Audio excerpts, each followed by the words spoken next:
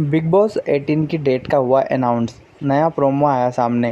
Big boss 18 का नया promo video जारी कर दिया गया है, जिसमें सलमान खान की वापसी के ऑफिशियल ऐलान से लेकर नए सीजन की शुरुआत की तारीख और वक्त तक का समय बता दिया गया है। साथ ही यह हिंट भी दिया गया कि यह सीजन कब से शुरू होगा।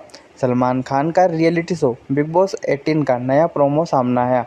पिछले प्रोमो में सिर्फ बिग बॉस का नया लोगो दिखाया गया था, वहीं इस वाले प्रोमो में मेकर्स ने कई हिंट दिए हैं।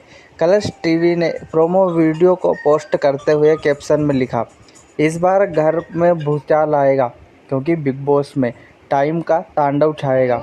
शो की पंच लाइन के साथ साथ मेकर्स ने इस प्रोमो वीडियो के साथ प्रीमियर एपिसोड की ऑफिशियल डेट भी रिवील कर दी है।